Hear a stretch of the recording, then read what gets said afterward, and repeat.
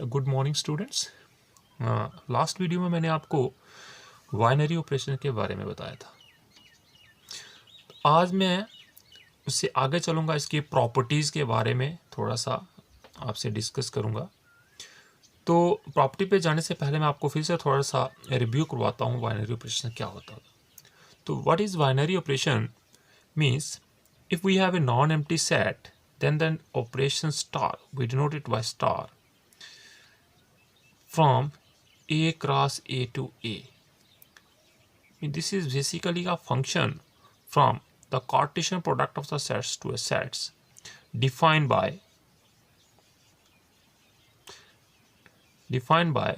this star of, if we take any ordered pair, any two element, this gives you A star V, and this A star V should be the member of set A for every A comma B belongs to set A. So this is our binary operation, means it is a function from Cartesian product of the set to a set.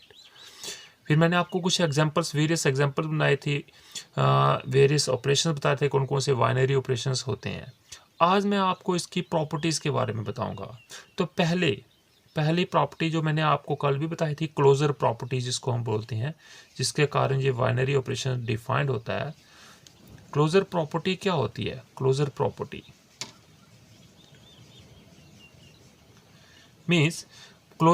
means this, when we take two elements from the set, their A star B means operation लगाने के बाद जो A star B जो member नया आपको मिलेगा वो भी उसी सेट के अंदर आना चाहिए।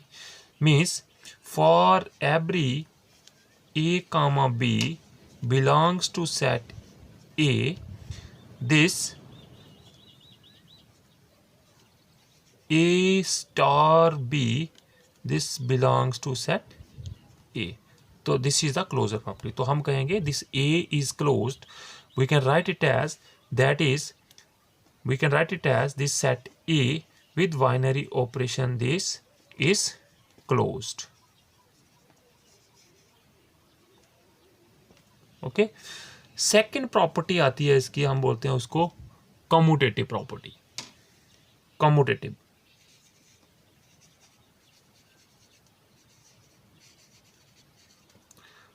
कम्यूटेटिव बाइनरी ऑपरेशंस में कह सकता हूँ उसको। कम्यूटेटिव बाइनरी ऑपरेशन, कोई बाइनरी ऑपरेशंस कम्यूटेटिव का बन जाएगा।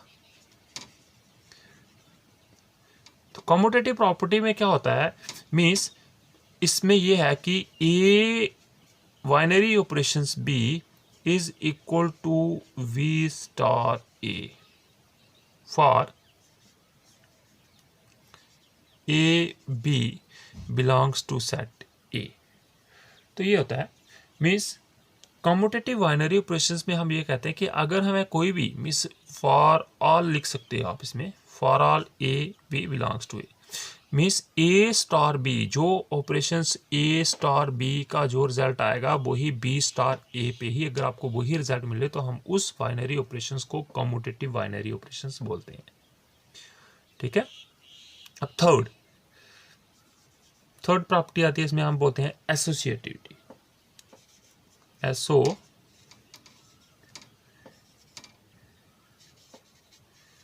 Associative binary operations.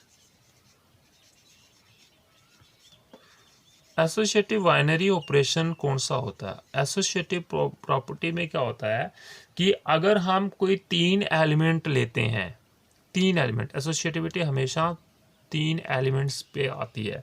मीन्स ए का बाइनरी ऑपरेशंस बी के साथ, फिर अगर हम सी के साथ लेते हैं तो जो रिजल्ट आता है वो इक्वल आए अगर हम बी और सी पे ऑपरेशंस पहले लगाएं और फिर उसका ऑपरेशन ए के साथ लगाएं।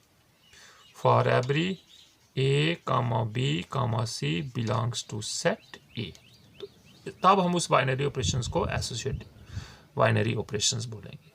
ठीक। अब इसके बाद आता है नंबर 4 प्रॉपर्टी है, वो हम उसको बोलते हैं आइडेंटिटी एलिमेंट। किसी बाइनरी ऑपरेशंस के किसी सेट का with respect to binary operation identity element कौन सा होगा, कैसे एग्जिस्ट करेगा। तो मीन्स आइडेंटिटी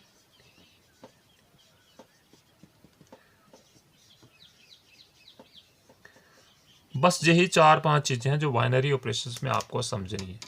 ठीक है, अगर इनकी समझ आपको अच्छी तरह से आ गई तो मैं समझो आपके लिए ये एक्सरसाइज सॉल्व करना कोई मुश्किल बात नहीं है। ठीक है, तो आइडेंटिटी एलिमेंट ऑफ सेट, कोई भी set suppose A with respect to जो भी बाइनरी ऑपरेशंस होगा वहां पे स्टार। तो आइडेंटिटी एलिमेंट क्या होता है? आइडेंटिटी एलिमेंट क्या होता है कि एक ऐसा element means an element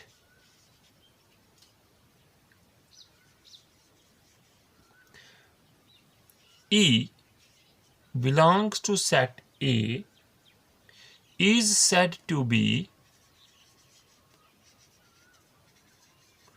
identity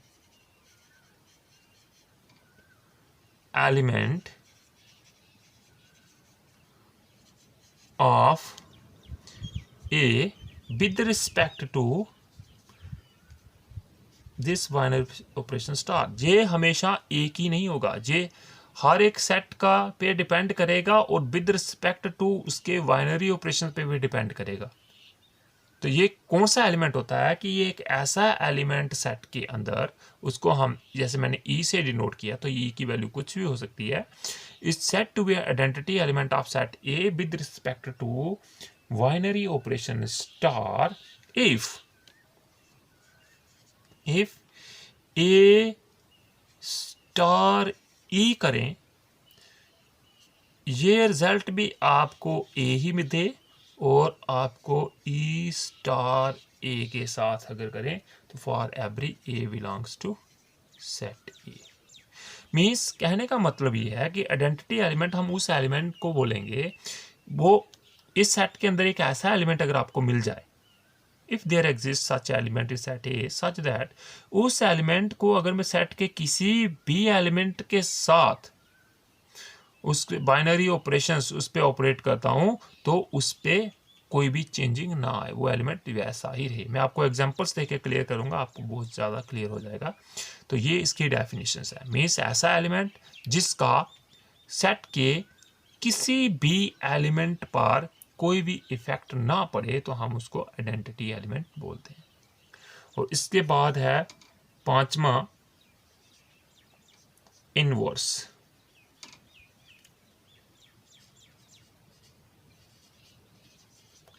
Inverse of an element of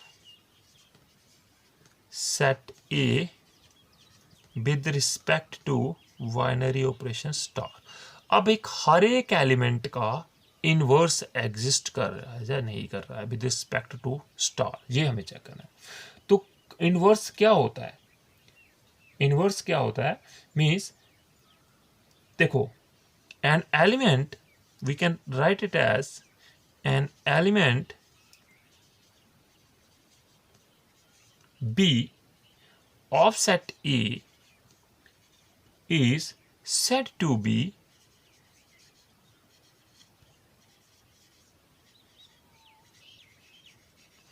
inverse of element A belongs to set A with respect to binary operation star if A operation B is equal to E is equal to B operation A। ठीक है, तो ये इसी को हम क्या बोलते हैं, यहां पे मैंने फिर से ई यूज किया, where is where this E is identity element. Means इसका मतलब कि आइडेंटिटी एलिमेंट, पहले इनवर्स निकालने से पहले हमें आइडेंटिटी एलिमेंट का पता होना चाहिए। मीन्स अगर कोई भी हम सेट के अंदर कोई एक एलिमेंट लेते हैं तो उसके कॉरस्पॉन्डिंग अगर हमें कोई एक ऐसा एलिमेंट उस सेट के अंदर मिल जाता है कि उन दोनों का बाइनरी ऑपरेशन से उन दोनों को में जब हम कंबाइन करते हैं तो हमें आइडेंटिटी एलिमेंट मिले, चाहे हम उसको ए स्टार बी करें चाहे बी स्टार है, दोनों केसेस में हमें आइडेंटिटी एलिमेंट मिले, तो आइडेंटिटी एलिमेंट मिले तो हम इस बी को क्या बोलेंगे, ए का इन्वर्स कर लेंगे। Element B is said to be the inverse of element A if A star B is equal to A star ए। तो ये थी, ये 5 प्रॉपर्टीज हैं बाइनरी ऑपरेशंस की। पहली closure property, commutative property mean A star B is equal to B star A, associative property A star B star C is equal to A star B star C. Identity element means there exists such element in A such that A star E is equal to A is equal to E star A. Inverse, an element B of set A is said to be inverse of A if A star B is equal to E is equal to B star A. तो ये 5 properties हैं binary operations की। अब मैं यही properties आपको एक particular set पे और विद पर्टिकुलर बाइनरी ऑपरेशन लेके ये आपको क्लियर करता हूँ। अब मैं आपको ये प्रॉपर्टीज़ जो हैं बाइनरी ऑपरेशंस की, ये मैंने डिफरेंट फंक्शंस लिए हैं, उसके ऊपर बताऊंगा कि ये क्या ये प्रॉपर्टीज़ किस किस में ये होल्ड करती हैं या नहीं। तो मैंने जो पहला लिया है, मैंने binary operations n cross n to n लिया है, मीन्स स्टार यहाँ पे कौन सा है, ये एडिशन वाला।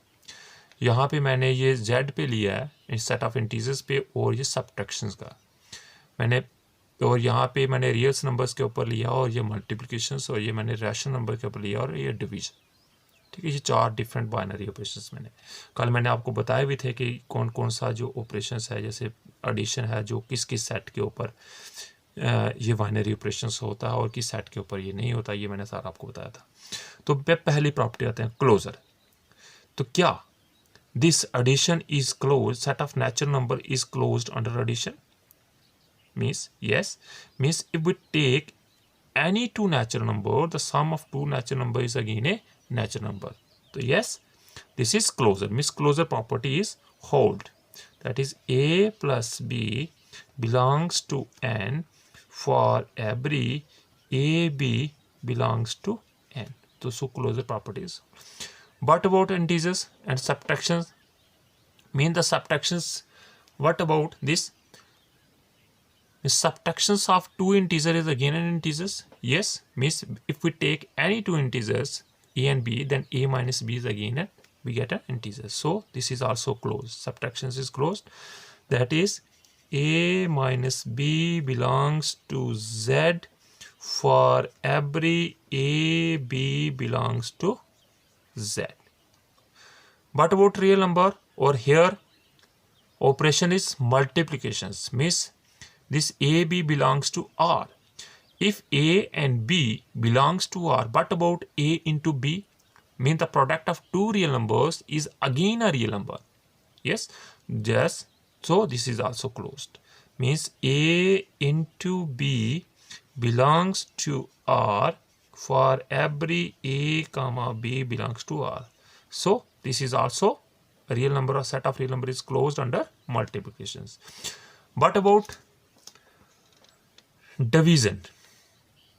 If we take 2 rational numbers, यहाँ पे मैंने कंडीशन ली है b is not equal to 0, ठीक है, b is not equal to 0, means हमें यहाँ पे ये हम कह सकते हैं कि यहाँ से भी 0 माइनस कर लेते हैं और यहाँ से भी हम 0 माइनस कर लेते हैं। तो ये क्या होगा, अगर मेरे पास 2 मैं रैशनल नंबर लेता हूँ तो उनका डिवीजन भी रैशनल नंबर ही मिलती है। तो yes, means this a upon b belongs to q, ठीक है, for every a comma b belongs to q minus 0. So this is also closed. But about commutative property? Commutative property means we have to show a plus b is equal to b plus a. If we take 2 natural numbers a and b, what about? Means अगर मैं 1 और 2 लेता हूँ, 1 plus 2 भी 3 आता है और 2 plus 1 भी 3 आता है। कोई भी 2 डिफरेंट नेचुरल नंबर्स में लेता हूँ अपनी मर्जी से, तो a plus B is always equal to B plus A आता है। तो means a plus B is always equal to B plus A. तो कम्यूटेटिव प्रॉपर्टी इसमें होल्ड होगी। इंटीजर्स के केस में देखते हैं, व्हाट अबाउट इंटीजर्स, क्या कम्यूटेटिव प्रॉपर्टी इसमें होल्ड होगी। देखो 1 और 2 ही लेता हूँ, 1 माइनस 2 करेंगे तो -1 आता है, बट 2 माइनस 1 करेंगे तो 1। तो मीन्स यहाँ पे हमारे पास a प्लस बी जो है is not equal to B, sorry minus हमें करना है, तो a minus B is not equal to b minus A. ठीक, तो कम्यूटेटिव प्रॉपर्टी इसमें ट्रू नहीं है। Commutative property means commutative property does not holds. What about real numbers? If we take two real numbers, a into b is equal to b into a, ये तो हमेशा आता है। 2 into 3 करेंगे, 3 into 2, कोई भी दो डिफरेंट रियल नंबर अगर आप लेते हो तो प्रोडक्ट मीन्स चाहे आप उसको लेफ्ट साइड से और राइट साइड इंटरचेंज करो तो वो आंसर हमेशा आपका सेम मिलता है मीन्स। तो इसका मतलब a cross b is equal to b cross a हमेशा आता है। हाँ, आगे देखते हैं, बट अबाउट रैशनल नंबर्स। यहाँ पे डिवीजन के केस में अगर मैं a और b डिफरेंट कोई रैशनल नंबर लेता हूँ, एक 1/2 ले लिया, एक 2/3 ले लिया, ठीक है, तो क्या a/b और b/a एक जैसा होगा? मैं सपोज मैंने आप अपनी मर्जी से ले लिया, सपोज रैशनल नंबर लेना है तो मैं a2 ले लेता हूँ। अगर मैंने a2 ले लिया और b मैं ले लेता हूँ 1, तो a/b करेंगे तो वो आएगा आपका 2, b/a करेंगे तो वो आपका आएगा कितना 1/2। तो क्या ये इक्वल आया? नहीं। तो मीन्स इसका मतलब ये है कि दिस जहाँ पे जे जो कम्यूटेटिव प्रॉपर्टी इसमें भी होल्ड नहीं कर रही, because a/b is not equal to b/a। हर केस में, किसी पर्टिकुलर केस में हो सकता है बट हमें ऑल के लिए चाहिए, फॉर ऑल। तो यहाँ भी इसका मतलब यहाँ भी कम्यूटेटिव प्रॉपर्टी होल्ड नहीं कर रही।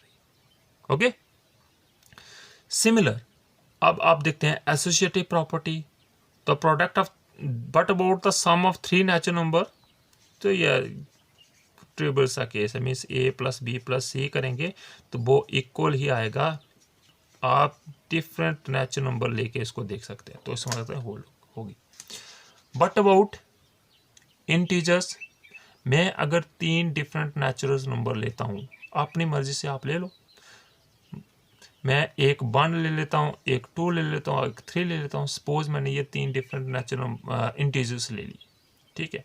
But about a minus B minus C, ये निकालते हैं तो कितना आएगा 1 - 2 - 3, दैट इज -1 - 3, तो आपका कितना आया -4। अब इसका सेकेंड पार्ट निकालते हैं, a minus B minus C, that is a minus what is b, that is 2 - 3, what is a, it is our 1, that is 1 minus minus +1, तो ये आएगा 2। तो क्या ये इक्वल आया?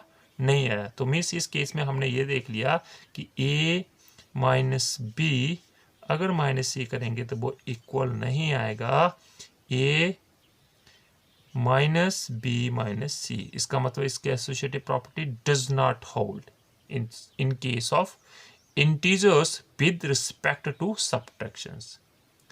What about real numbers? तो रियल नंबर्स के case में तो हमेशा आप लिख सकते हैं directly, means a into b into c करेंगे तो वो हमेशा a into b into c के इक्वल आएगा। तो इस केस में ये ट्रू होगी। Associative property holds in case of real numbers under multiplication. And then what about rational numbers? तो रैशनल नंबर्स के केस में क्या आएगा? a/b/c, दैट इज मीन्स, तो सिमिलरली ये इस केस में भी ये ट्रू नहीं होगा, है ना। इस केस में भी ये ट्रू नहीं होगा क्योंकि ये 2 के केसेस में ट्रू नहीं हो रहा, तो थर्ड के केस में तो मुश्किल से ही है। जैसे यहाँ पे भी 2 के केसेस में ट्रू नहीं था, तो थर्ड केस में भी ये ट्रू नहीं होगा। तो सिमिलर देख लो, यहाँ पे अगर आप पुट कर सकते हो, मैं यही ले लेता हूँ, a = 1 ले लेता हूँ, b = 2 ले लेता हूँ और c = 3 ले लेता हूँ।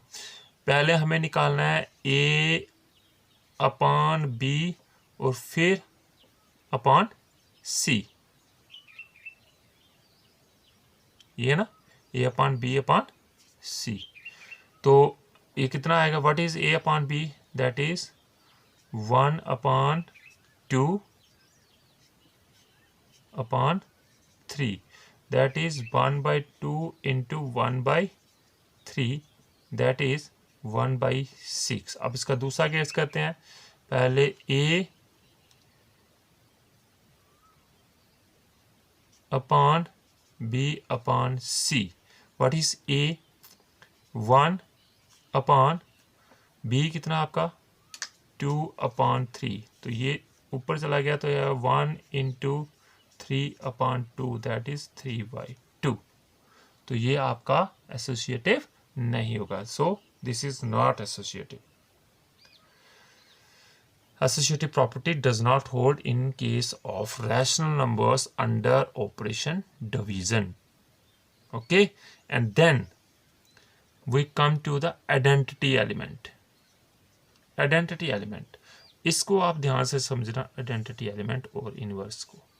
Identity elements means आपको बताना है कि इस सेट ऑफ नेचुरल नंबर में आइडेंटिटी मैंने क्या बताया था कि आपका एक ऐसा element E belongs to set A is set to B identity element if A operation E is equal to A is equal to E operation A। ये बताया था मैंने। मीन्स आपको ये देखना है कि क्या इस सेट के अंदर एक कोई ऐसा ऑपरेशन है, एक कोई ऐसा ऑपरेशन है, एक कोई ऐसा एलिमेंट है कि जिसका मैं किसी भी नंबर के साथ जब बाइनरी ऑपरेशंस लेता हूं तो उसमें कोई इफेक्ट नहीं पड़ता है। तो ये एडिशन है। एडिशन है तो मीन्स ऐसा कोई नंबर है जिसको मैं किसी नंबर के साथ ऐड करता हूं सेट ऑफ नेचुरल नंबर में, तो वो उस नंबर पे कोई इफेक्ट नहीं पड़ता है। तो आपको पता है कि एक ही एडिशन में तो एक ही ऐसा नंबर होता है जो किसी के नंबर पे अगर मैं ऐड करता हूं तो उसमें कोई फर्क नहीं पड़ता, वो होता है 0। बट 0 जो है इस सेट ऑफ नेचुरल नंबर में के अंदर नहीं आता है, तो इसीलिए हम कह सकते हैं कि इसमें आइडेंटिटी एलिमेंट एग्जिस्ट नहीं करता है। द आइडेंटिटी एलिमेंट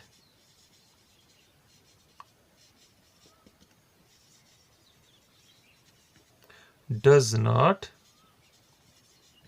exist, इसमें आइडेंटिटी एलिमेंट एग्जिस्ट नहीं करेगा।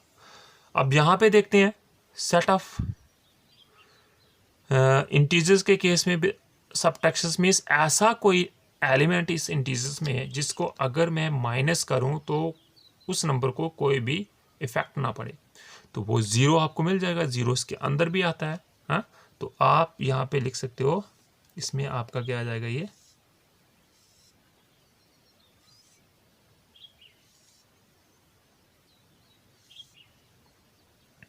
आइडेंटिटी एलिमेंट कौन सा होगा, since 0 belongs to set of integers and अगर मैं a माइनस 0 करूंगा तो a ही आता है, और चाहे 0 माइनस नो,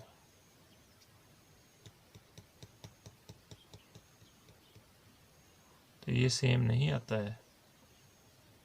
तो इसका मतलब आइडेंटिटी एलिमेंट इसमें एग्जिस्ट नहीं करेगा, क्योंकि यहाँ पे आपका a आ रहा है और इधर आपका माइनस a आ रहा था, ये इक्वल नहीं है। तो इसका मतलब इसमें भी आइडेंटिटी एलिमेंट एग्जिस्ट नहीं करेगा।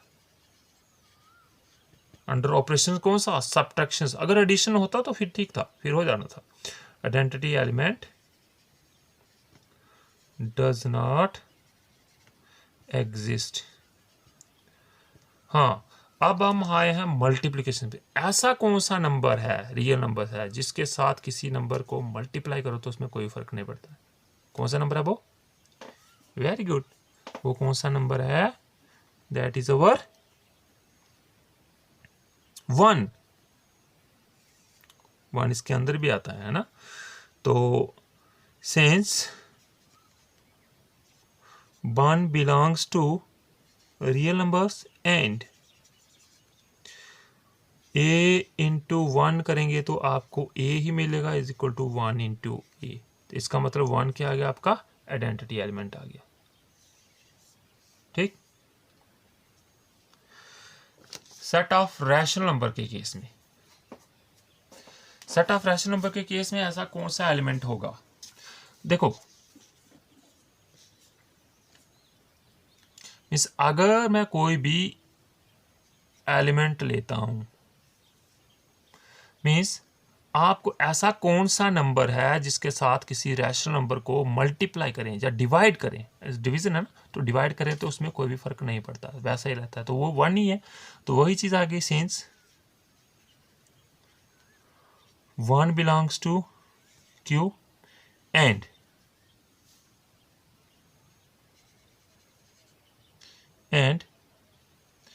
कोई भी रैशनल नंबर है, नहीं यहां भी ये एग्जिस्ट नहीं करेगा। देखो क्यों 1 belongs to Q and A/1 तो आपको A मिलेगा, but 1/A is not equal to A, तो देयरफॉर इसमें भी आइडेंटिटी एलिमेंट वो एग्जिस्ट नहीं करेगा, डज नॉट एग्जिस्ट। ओके, तो ये थे आपके पास 4 प्रॉपर्टी। अब 5वीं आपके पास इनवर्स।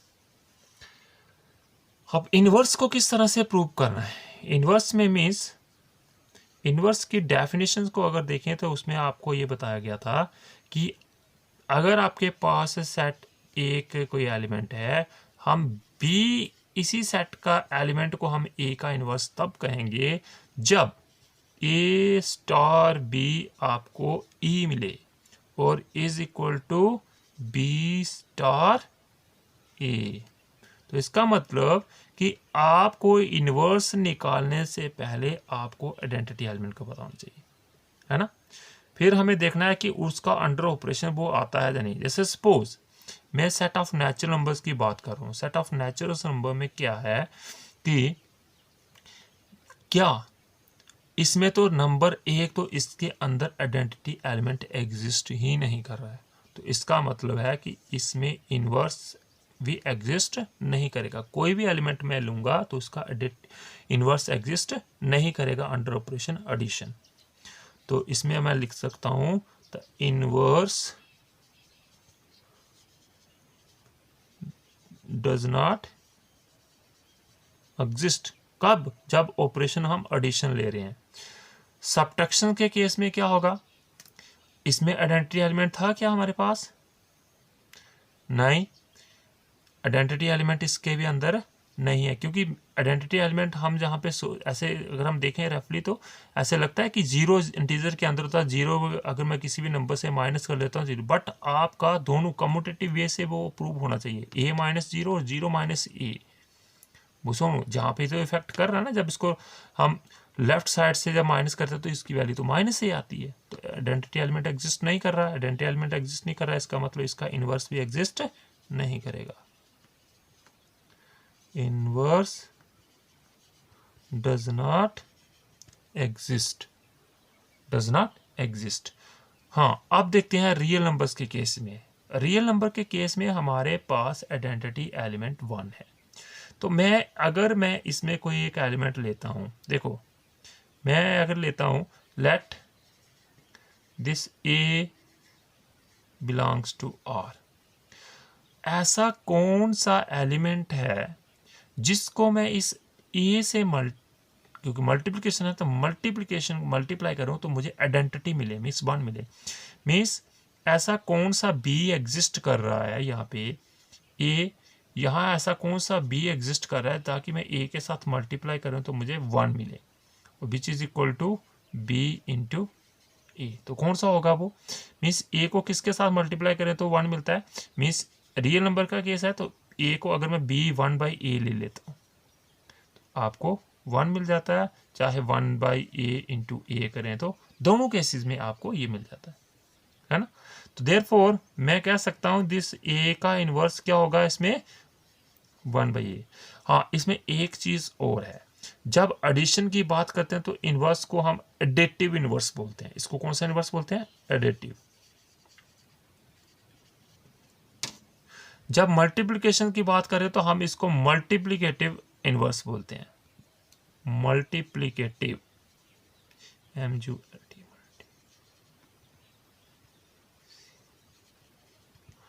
तो A का मल्टीप्लीकेटिव इनवर्स क्या होगा, 1/A होगा। तो अगर यहाँ पे एडिशन होता तो हमें आइडेंटिटी क्या मिलनी चाहिए थी, तब 1 नहीं थी, तब एडिटिव आइडेंटिटी यहाँ पे 0 एग्जिस्ट करेगी। तो ए में कौन सी चीज़, अगर मैं एडिशन लेता तो ए में कौन सा एलिमेंट मैं ऐड करूँ तो मुझे 0 मिलता है, तो -A, तब आपका -A आता। ठीक है, तो सिमिलर आप इस क्यू के लिए भी आप इन्वर्स फाइंड कर सकते हो। तो ये थे आपके डिफरेंट ऑपरेशन, बाइनरी ऑपरेशंस की प्रॉपर्टी डिफरेंट सेट्स के ऊपर। तो आपको होप ये अंडरस्टैंड हो गया होगा।